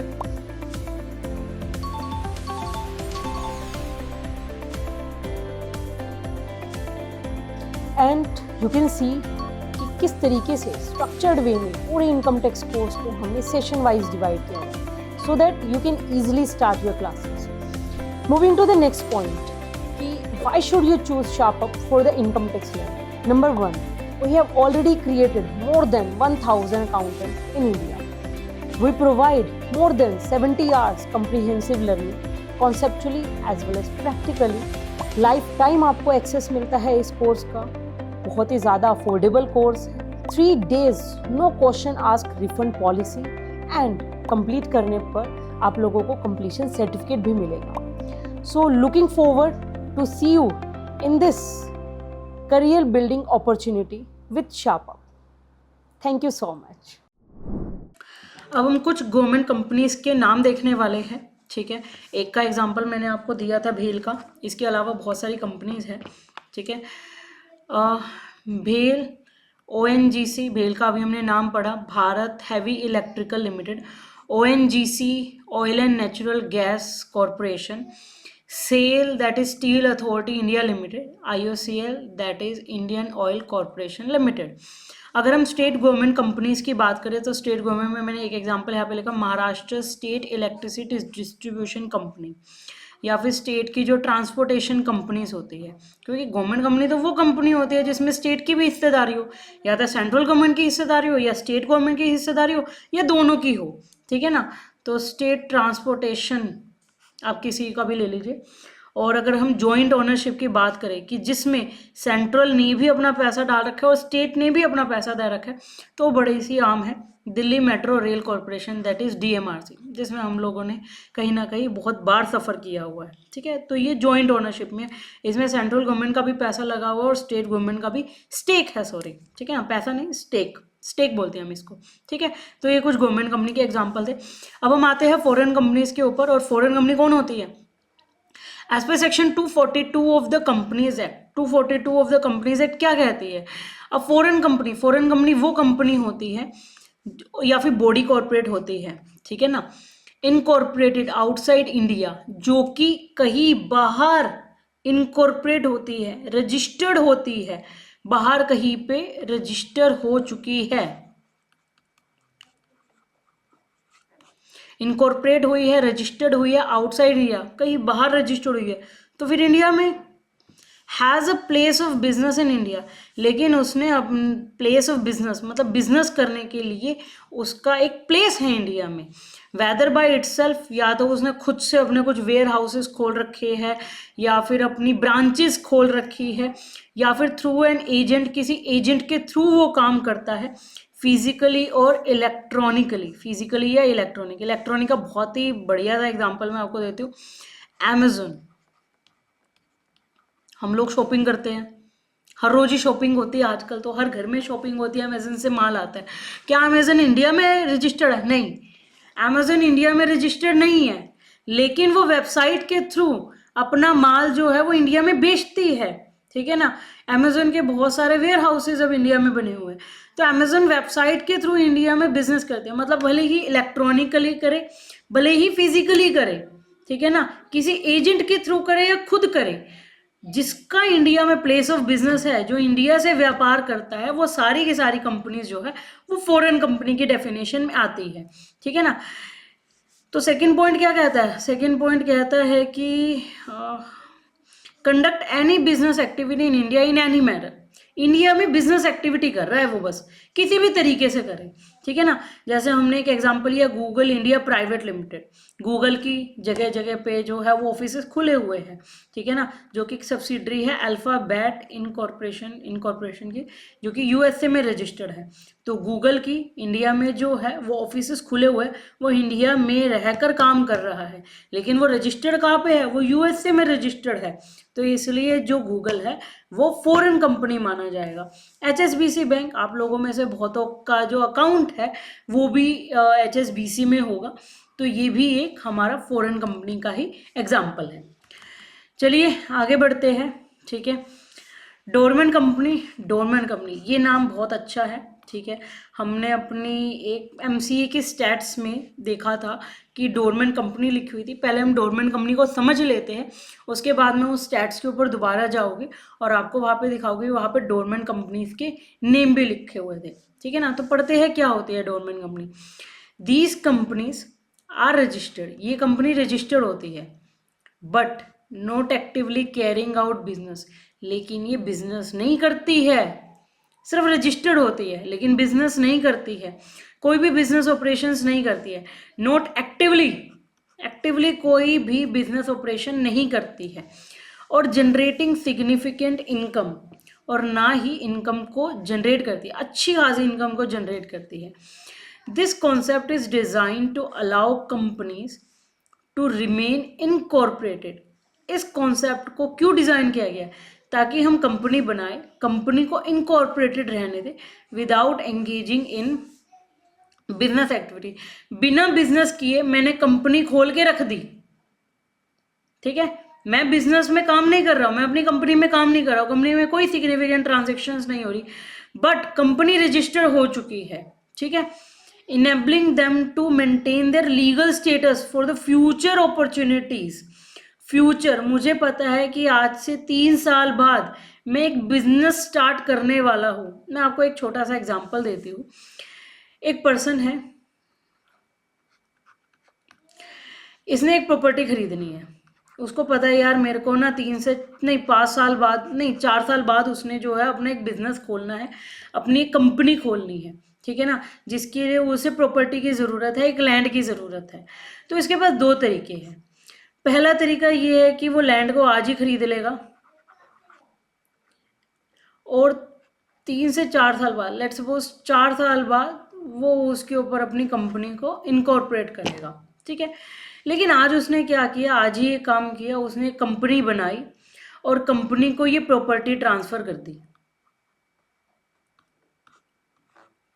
इस कंपनी को खोला, कंपनी को प्रॉपर्टी ट्रांसफ़र कर दिया, और कंपनी को प्रॉपर्टी ट्रांसफ़र करके इसने इसे डोरमेंट का दर्जा दे दिया कि ये कंपनी जो है वो डोरमेंट कंपनी है, इसमें मैं जो अपना बिजनेस है वो 4 साल बाद स्टार्ट करूँगा, ठीक है ना। पहले केस में क्या था कि मैंने क्या किया, लैंड खरीद ली, कंपनी में बाद में खोलूँगा 4 साल बाद, उसमें बिजनेस 4 साल बाद करूँगा, ठीक है ना। लेकिन मैंने क्या किया, मैंने आज ही एक प्रॉपर्टी खरीदनी थी, मैंने आज ही लैंड खरीद ली, लेकिन उस लैंड को अपने नाम पे ना खरीद के कंपनी के नाम पे खरीद लिया, तो कंपनी जो है वो कोई ट्रांजैक्शन नहीं कर रही है, कोई बिजनेस ऑपरेशन नहीं कर रही है, कहीं से इस कंपनी को कोई भी इनकम नहीं हो रही है, लेकिन कंपनी के पास एक प्रॉपर्टी है, कंपनी ने कुछ होल्ड किया हुआ है, ठीक है ना। तो क्या करना पड़ेगा, जो भी पर्सन इसको इनकॉर्पोरेट करवाएगा वो रजिस्ट्रार के पास जाएगा और एक फॉर्म भरेगा, और फॉर्म भर के आरओसी से अप्रूव, मतलब रजिस्ट्रार से अप्रूव करवाएगा और इसे डोरमेंट कंपनी का दर्जा दिलवाएगा, ठीक है ना। ऐसे अपने आप ये डोरमेंट कंपनी नहीं बनती है, इसका दर्जा लेना पड़ता है डोरमेंट कंपनी के अंदर, इसको रजिस्टर करवाना पड़ेगा कि देखो मैं जो है अभी कंपनी को सिर्फ बना रहा हूँ, लेकिन इसमें जो बिजनेस ऑपरेशंस है मैं थोड़े टाइम बाद स्टार्ट करूँगा, ठीक है ना। तो ये कॉन्सेप्ट क्यों आया, तो पहला पॉइंट क्या था कि इसमें कोई भी बिजनेस जो है वो कैरी आउट नहीं हो रहा, कैरिड नहीं हो रहा, कोई भी बिजनेस ऑपरेशन नहीं हो रहा, कोई सिग्निफिकेंट इनकम जनरेट नहीं हो रही है। इस कॉन्सेप्ट को इसलिए लाया गया ताकि कंपनी जो है वो इनकॉर्पोरेटेड रहे, किसी भी बिजनेस एक्टिविटी को करे बिना, और इसका लीगल स्टेटस जो है वो मेंटेन रहे, ठीक है। सेक्शन 455 जो है वो कंपनीज एक्ट 2013 का क्या बताता है, वो बताता है कि डोरमेंट कंपनी कौन सी कंपनी होती है, डोरमेंट कंपनी क्यों बनाई जाती है, इस फॉर्म्ड क्यों बनाई जाती है, वो बनाई जाती है और रजिस्टर करवाई जाती है इस एक्ट में फॉर फ्यूचर प्रोजेक्ट, कि मुझे पता है कि आज से 4 साल बाद मेरे को ये प्रोजेक्ट मिलने वाला है, ठीक है ना, तो उसके लिए मैंने आज ही कंपनी बना के रख दी और उसे डोरमेंट कंपनी का दर्जा दे दिया। या फिर टू होल्ड एन एसेट, किसी एसेट को होल्ड करने के लिए, जैसे मेरे केस में इस पर्सन ने क्या किया था, इस पर्सन ने एक प्रॉपर्टी को खरीदा और अपने नाम पे ना खरीद के उसको कंपनी के नाम पे खरीद लिया, तो कंपनी का मेन पर्पस क्या था, प्रॉपर्टी को होल्ड करना सिर्फ, ठीक है ना। और इंटेलेक्चुअल प्रॉपर्टी, इंटेलेक्चुअली प्रॉपर्टी मतलब आप लोगों की लैंग्वेज में अगर मैं सीधी सी बात करूं तो इंटेंजिबल एसेट आप जिसको बोलते थे, जिसे छू नहीं सकते, खा नहीं सकते, ठीक है ना, हाथ नहीं लगा सकते हैं, देख नहीं सकते हैं, खाने वाली तो बात अलग थी, जिसे देख नहीं सकते, छू नहीं सकते, जैसे हमारे पास थी goodwill, trademark,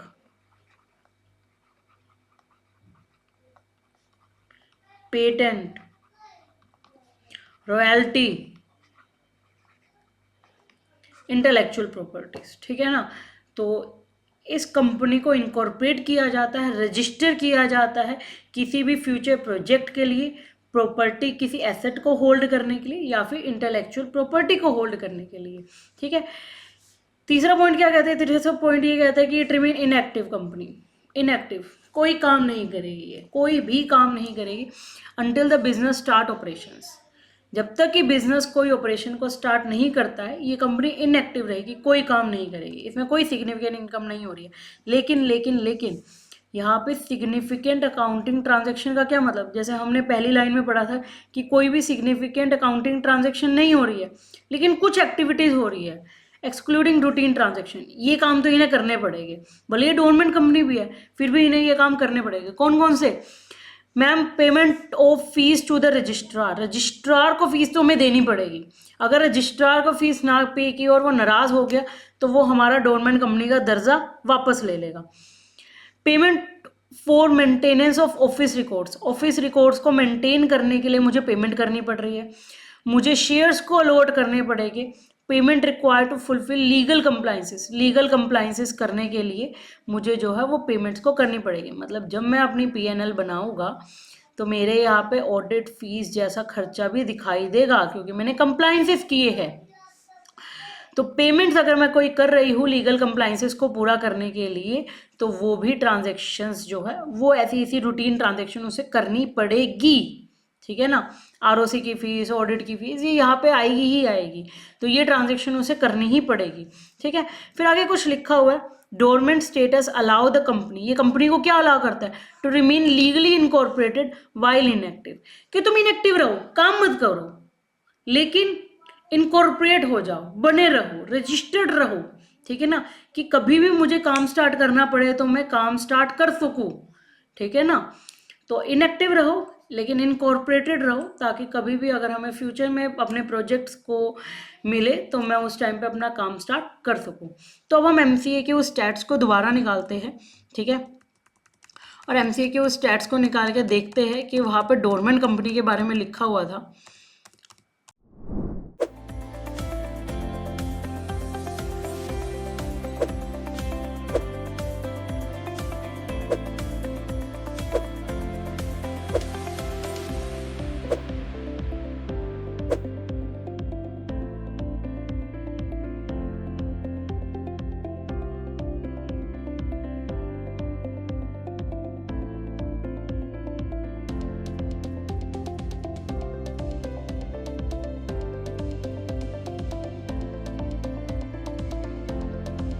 hello everybody, this is Radhika from SharpUp और मैं लेके आई हूँ आपके लिए ATC प्रोग्राम।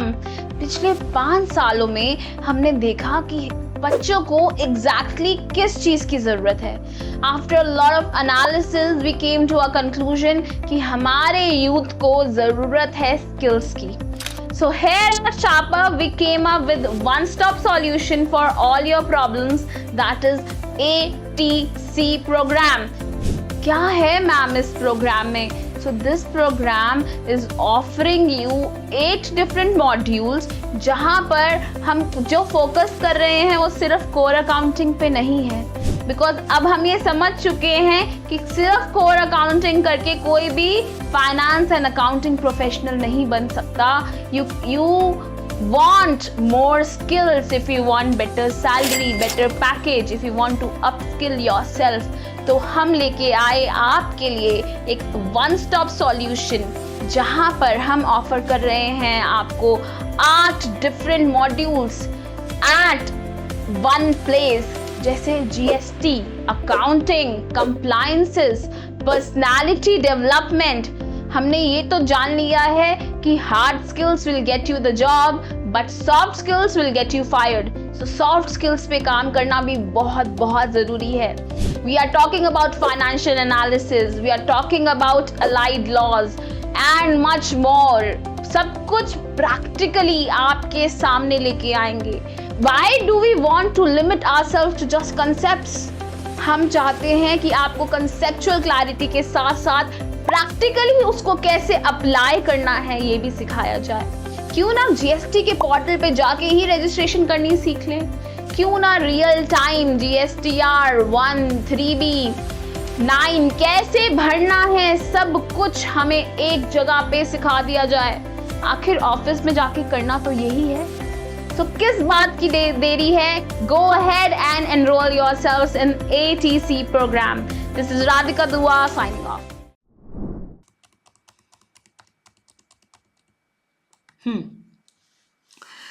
तो इंडिया में कितनी कंपनीज जो है वो रजिस्टर्ड है?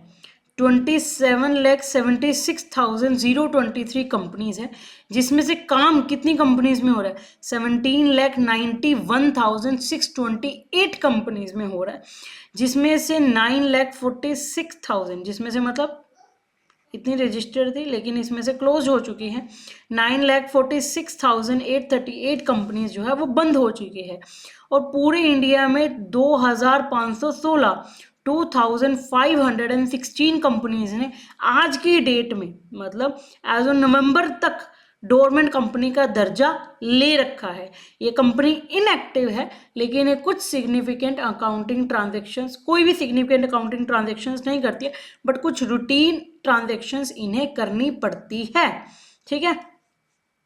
और वही ये जो कंपनी है, मेरा मेन पॉइंट था इसी को बताने का, ठीक है, कि डोरमेंट कंपनीज। अब आपको समझ में आ गया होगा जो मैंने उस टाइम पे पॉइंट छोड़ा था, और मैंने कहा था कि मैं जो है जब डोरमेंट कंपनी को आप लोगों को समझाऊंगी तब इसके बारे में आप लोगों को बताऊंगी, ठीक है। तो कंपनीज अंडर लिक्विडेशन, इतनी कंपनीज लिक्विडेशन के अंदर गई हुई है, एंड उतनी कंपनीज जो है वो स्ट्राइकिंग ऑफ, उनका नाम हटने वाला है, ठीक है। आगे बढ़ते हैं हम।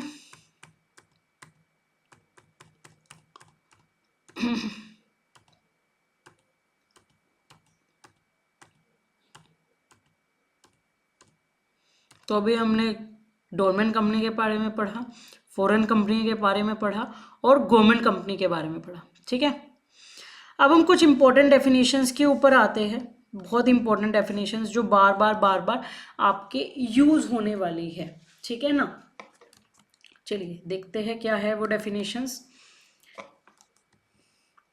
अथोराइज्ड कैपिटल, मैम बहुत बार नाम सुना है यार, अथोराइज्ड कैपिटल, नॉमिनल कैपिटल, समझ नहीं आया अभी तक ये होता क्या है। चलिए पहले इसके बारे में पढ़ते हैं कि क्या लिखा हुआ है। It means such capital as is authorized by the memorandum of a company to be the maximum amount of share capital of the company। Company जब बनती है, इनकॉर्पोरेट होती है, तो जब वो अपना चार्टर बनाती है, अपना मेमोरेंडम ऑफ एसोसिएशन बनाती है, तो उसमें लिखा जाता है, उसमें जो कैपिटल क्लोज होता है, उस कैपिटल क्लोज में लिखा जाता है कि कंपनी जो है वो मैक्सिमम कितने शेयर्स जो है वो इशू कर सकती है। अथोराइज्ड कैपिटल कितने शेयर्स इशू कर सकती है। फॉर एग्जांपल एक कंपनी है, वो 1 लाख शेयर्स जो है वो इशू कर सकती है, इससे ज़्यादा वो शेयर्स इशू नहीं कर सकती है। तो वो जितने भी पैसे मंगवाए के पब्लिक से, वो 1 लाख शेयर्स के ऊपर ही मंगवा सकते हैं, इससे ज़्यादा नहीं मंगवा सकते। अब यहाँ पे क्वेश्चन ये उठता है कि मैम क्या इस अथोराइज कैपिटल को बढ़ाया जा सकता है। अब कंपनी बढ़ रही है, मान लो पहले छोटी पब्लिक कंपनी थी, ठीक है ना, तो उसने 1 लाख शेयर्स इशू कर दिए थे, अथोराइज कर दिए थे, लेकिन आगे जाके उसे और ग्रो करना है, तो क्या वो और लोगों से पैसा मांग सकती है, क्या वो अपनी अथोराइज कैपिटल को बढ़ा सकती है। So the answer is yes. कहाँ लिखा हुआ है ये, मेमोरेंडम ऑफ एसोसिएशन में। तो पहले क्या होगा, मेमोरेंडम ऑफ एसोसिएशन को देखा जाएगा कि क्या उसमें ऐसा कोई संविधान है, ऐसा उसमें कोई प्रॉपर क्लोज लिखा हुआ है कि हम इसको चेंज कर सकते हैं। अगर है तो यस हम बढ़ा देंगे, लेकिन अगर ऐसा कोई भी वहाँ पे लिखा नहीं हुआ है क्लोज कि हम अपनी अथोराइज कैपिटल को बढ़ा सकते हैं, तो उस केस में क्या होगा, बोर्ड मीटिंग बुलाई जाएगी। बोर्ड मीटिंग्स में जो है वो ये फैसला लिया जाएगा कि अथोराइज कैपिटल को बढ़ाते हैं, तो लेकिन हमें उसके लिए क्या कहते हैं, शेयर होल्डर्स की अप्रूवल भी चाहिएगी।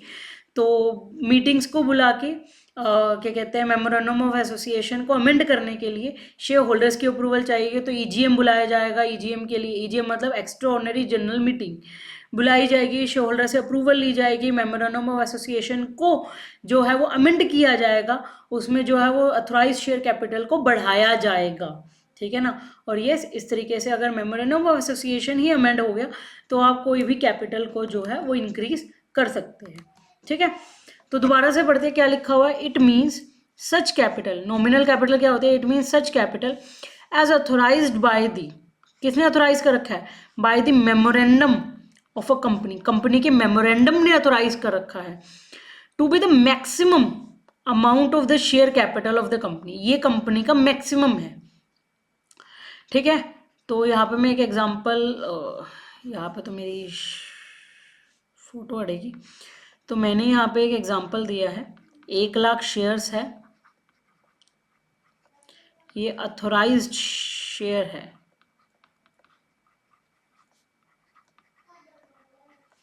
100 रुपये की वैल्यू है उस शेयर की, तो आप हिसाब लगा सकते हो।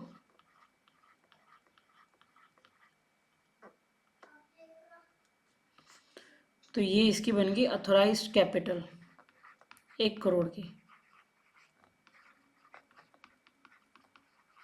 ठीक है। आगे बढ़ते हैं, क्या लिखा हुआ है ma'am, cold up capital, cold मतलब बुला लिया गया है, ठीक है। हमने जैसे एग्जांपल दिया था कि 1 लाख शेयर्स है, 100 रुपये का एक शेयर है, लेकिन अभी उसने लोगों से कितने मांगे, उसने लोगों से, आपने अपने 11th-12th में पढ़ी होगी एक कंपनी अकाउंट, जिसमें वो क्या करता था, एप्लीकेशन के ऊपर इतने पैसे मंगवाता था, अलॉटमेंट के ऊपर इतने पैसे मंगवाता था, फर्स्ट कॉल के ऊपर इतने पैसे मंगवाता था, सेकंड कॉल के ऊपर इतने पैसे मंगवाता था। तो जो बार बार वो पैसे मंगवा रहा है, मांग रहा है ना वो पैसे, तो उसको क्या बोलता है, cold up capital. Cold up capital जैसे हमने अभी थोड़ी देर पहले कि 30 रुपये मंगवाए थे, तो उसको क्या बोला था हमने,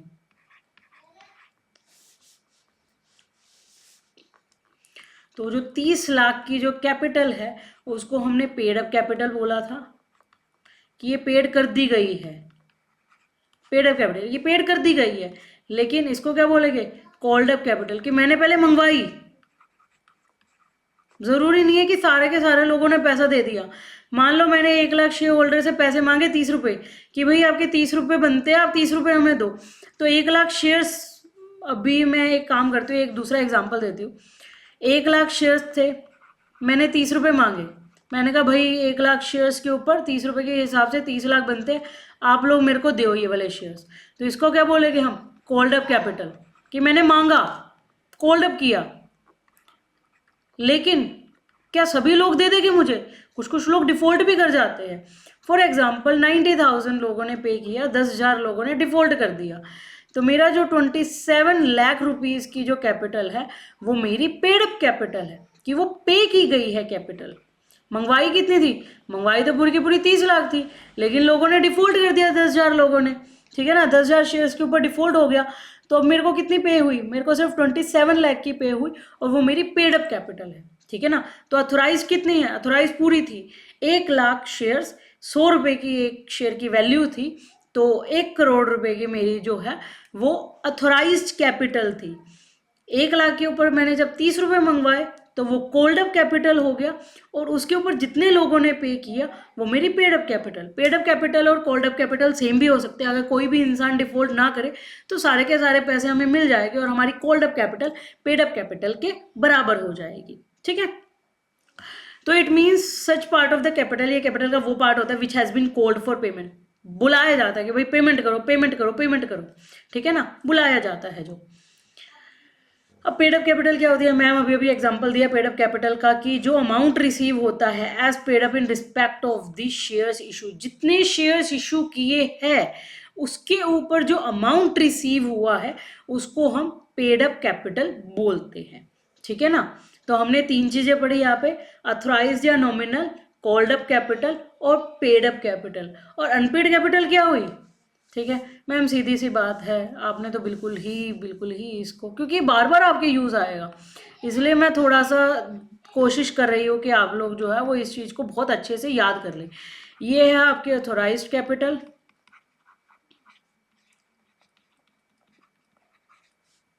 मैंने इस 1 लाख के ऊपर 30 रुपये मांगे, तो ये मेरी हो गई कॉल्ड अप कैपिटल।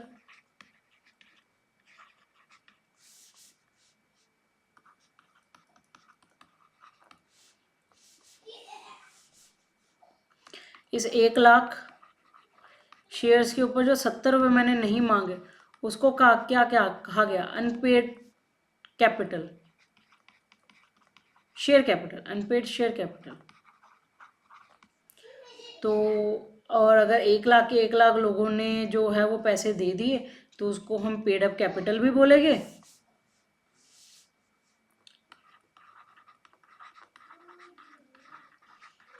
अदरवाइज अगर कुछ लोगों ने डिफ़ॉल्ट कर दिया तो वो जो डिफ़ॉल्ट उनको हटा के 30 रुपये मेरे को जो मिले हैं वो मेरी पेड अप कैपिटल हो गया।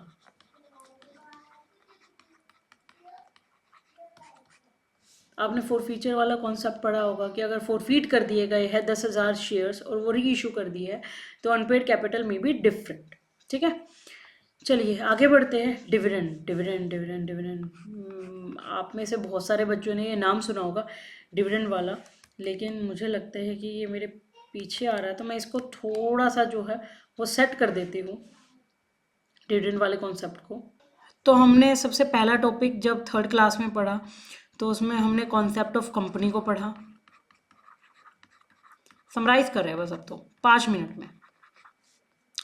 कंपनी के कॉन्सेप्ट को पढ़ा, फिर हमने कॉर्पोरेट पर्सनैलिटी के बारे में पढ़ा,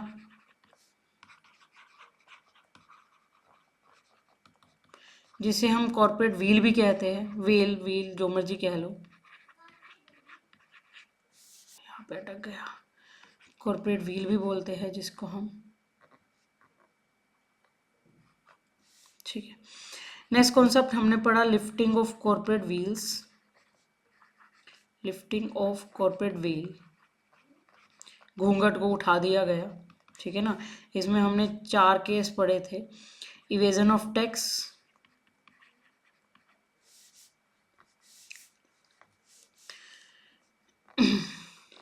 इवेजन ऑफ टैक्स के बारे में, एक हमने पढ़ा था improper conduct, fraud, improper conduct, to avoid legal obligation,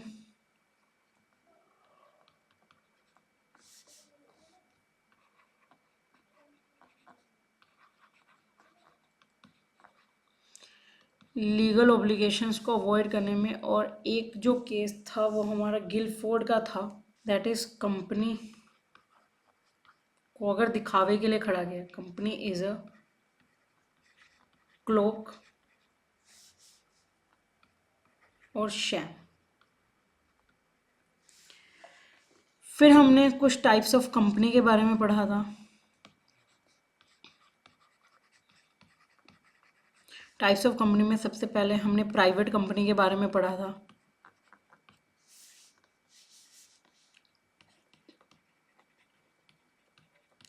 जो कि सेक्शन 268 के अंदर आती है। और प्राइवेट कंपनी के क्या क्या पॉइंट थे, ये रेस्ट्रिक्शंस लगाता है on transfer of shares, shares को आप ट्रांसफ़र नहीं कर सकते हो। ये बिल्कुल ही प्रोहिबिट्स कर देता है किसको, ऑन पब्लिक डिपॉजिट्स को। आपका सारा का सारा इसी से रिवाइज हो जाएगा, आपको और कुछ करने की जरूरत नहीं है। फिर उसके बाद इसके जो मैक्सिमम नंबर ऑफ मेंबर्स होते हैं, क्योंकि बहुत ज़्यादा ज़रूरी है, मैक्सिमम नंबर ऑफ मेंबर्स वो 200 से ज़्यादा नहीं होने चाहिए, ठीक है। और इन कंपनी को आपके नाम के पीछे जो है वो प्राइवेट लिमिटेड लगाना पड़ता है। फिर हमने एक कंपनी के बारे में पढ़ा था, that is public company. Public company के ऊपर कोई रेस्ट्रिक्शंस नहीं है। पब्लिक कंपनी का जो सेक्शन होता है दैट इज 271, ठीक है, 271 होता है। आर्टिकल्स कोई रेस्ट्रिक्शंस नहीं लगाता है, आर्टिकल्स में नो रेस्ट्रिक्शंस। कम से कम इनको अपने पास मिनिमम नंबर ऑफ मेंबर्स जो है वो 7 रखने पड़ते हैं, मिनिमम नंबर ऑफ मेंबर्स वो 7 रखने पड़ते हैं।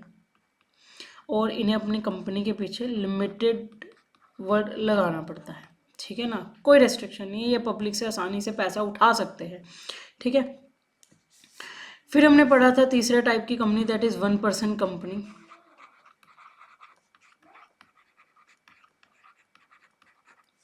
वन परसेंट कंपनी वो होती है जिसमें मैक्सिमम नंबर ऑफ मेंबर और मिनिमम नंबर ऑफ मेंबर 1 ही होता है।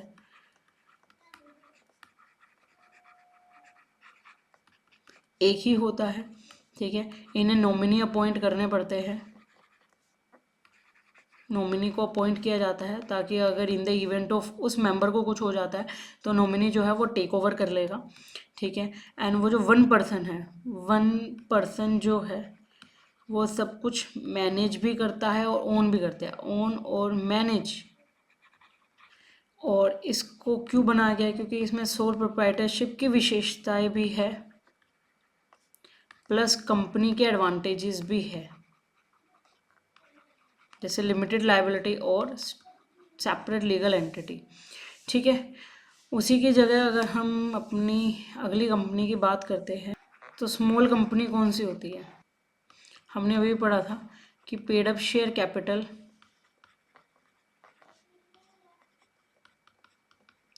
4 करोड़ से ज़्यादा की नहीं होनी चाहिए, टर्नओवर 40 करोड़ से ज़्यादा का नहीं होने चाहिए। स्मॉल बिजनेसेस के लिए ये स्मॉल कंपनीज का दर्जा दिया जाता है, स्मॉल बिजनेसेस के लिए। और इसमें कुछ कंपनीज जो है नॉट क्लासिफाइड, बहुत सारी कंपनीज जो है वो एज अ क्लासिफाइड नहीं हो सकती है एज अ स्मॉल कंपनी। कौन कौन सी वो कंपनी थी, public company, holding company, company जो कि कॉन्स्टिट्यूशन ने बनाई है, ठीक है, जो स्पेशल एक्ट्स के अंदर जो बनती है, स्पेशल एक्ट्स। और एक कौन सी कंपनी होती है, NPOs, नॉन प्रॉफिट ऑर्गेनाइजेशन। आप इधर holding company and subsidiary company भी लिख लीजिए, ठीक है। Holding company, subsidiary company, NPO की कंपनी और पब्लिक कंपनी और स्पेशल एक्ट्स के अंदर जो कंपनी बनती है, ठीक है ना। ये हमने पढ़ी थी 4 कंपनीज के बारे में। फिर हमने पढ़ा था कि कंट्रोल के बेसिस पे 2 कंपनीज होती है, होल्डिंग कंपनी और सब्सिडरी कंपनी। होल्डिंग कंपनी कौन सी कंपनी होती है? जो कि होल्ड करती है more than 50% of voting power. Voting power share से ही आती है, तो वोटिंग पावर पहला पॉइंट। और दूसरा पॉइंट, कंट्रोल द कॉम्पोजिशन। ये मैं एक तरीके से चार्ट ही बनवा रही हूँ आपका, main point. Control the composition of board of directors, ठीक है। सब्सिडरी कंपनी क्या होती है? सब्सिडरी कंपनी वो कंपनी होती है जिसमें holding company hold more than, वही सेम डेफिनेशन है, more than 50% of voting power, और जिसमें जो होल्डिंग कंपनी है कैन अपॉइंट, रिमूव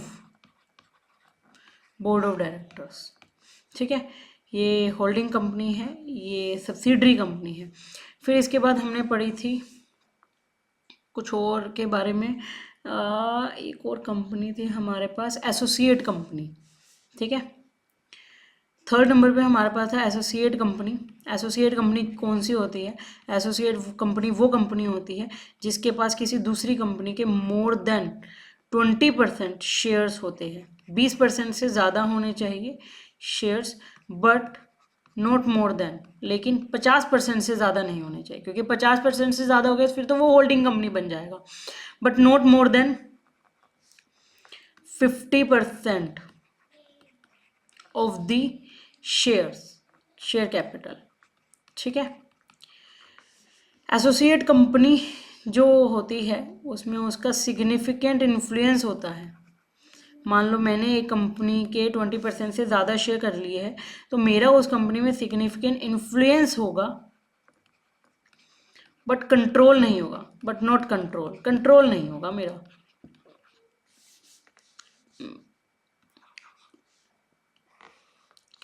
फिर उसके बाद हमारे पास आई थी on the basis of stock exchange. Stock exchange पे जो कंपनी लिस्टेड होती है, ठीक है, उसे हम लिस्टेड कंपनी बोलते हैं, ठीक है। जो नहीं होती है हम उसे अनलिस्टेड कंपनी बोलते हैं, ठीक है। फिर उसके बाद हमने पढ़ी थी गवर्नमेंट कंपनीज। गवर्नमेंट कंपनी कौन सी होती है? जिसमें सेंट्रल गवर्नमेंट, स्टेट गवर्नमेंट और पार्शली बाय बोथ, दोनों की हिस्सेदारी किससे ज़्यादा हो? More than 51% of the paid up share capital. 51% से ज़्यादा, 51% या 51% से ज़्यादा की अगर शेयर होल्डिंग है तो वो गवर्नमेंट कंपनी है, जिसमें हमने आपको भेल का एग्जांपल दिया था, जिसमें सेंट्रल गवर्नमेंट ने 63.17% की जो है वो होल्डिंग ले रखी थी, ठीक है। तो ये गवर्नमेंट कंपनी का एग्जांपल था। फिर उसके बाद हमने पढ़ा था, बस हो गया, ख़त्म हो गया, आप चले जाना, अभी 2 मिनट और रहते हैं बस, ठीक है। फिर हमने फॉरेन कंपनी पढ़ा था। फॉरेन कंपनी कौन सी होती है? फॉरेन कंपनी वो कंपनी होती है जो कि इनकॉर्पोरेटेड बाहर होती है, इनकॉर्पोरेटेड आउटसाइड इंडिया होती है। ये बेसिक टर्म्स है जो बार बार यूज़ होगी, इसलिए इसको रिवाइज एक शॉर्ट में करवा रही हूँ ताकि आपको रिवाइज हो जाए कि हमने कल और आज की वीडियो में क्या क्या पढ़ा। जो कि बाहर इनकॉर्पोरेट होती है but has a place of business in India, place of business in India, ठीक है। प्लेस ऑफ बिजनेस कैसे हो सकता है? इलेक्ट्रॉनिकली भी हो सकता है, जैसे हमने अमेजन का एग्जांपल लिया था, या फिर फिजिकली भी हो सकता है, जैसे हमने गूगल का एग्जांपल देखा था, ठीक है ना, प्लेस ऑफ बिजनेस होना चाहिए, या फिर कंडक्ट एनी एक्टिविटी, कोई भी एक्टिविटी करे। Has a place of business in India either through agents, either through warehouse, branches, जिसके मर्जी थ्रू करे, उनको हम फॉरेन कंपनी का दर्जा देते हैं। फिर हमारे पास आती थी डोरमेंट कंपनी। डोरमेंट कंपनी वो कंपनी होती है जिनको हम इनकॉर्पोरेट कर लेते हैं but not having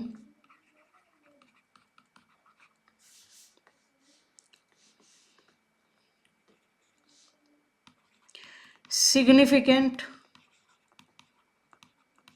transactions. Routine transactions होती है लेकिन सिग्निफिकेंट ट्रांजैक्शंस नहीं होती है। इनको क्रिएट किया जाता है to hold assets, intellectual property के लिए या फॉर द फ्यूचर प्रोजेक्ट्स के लिए।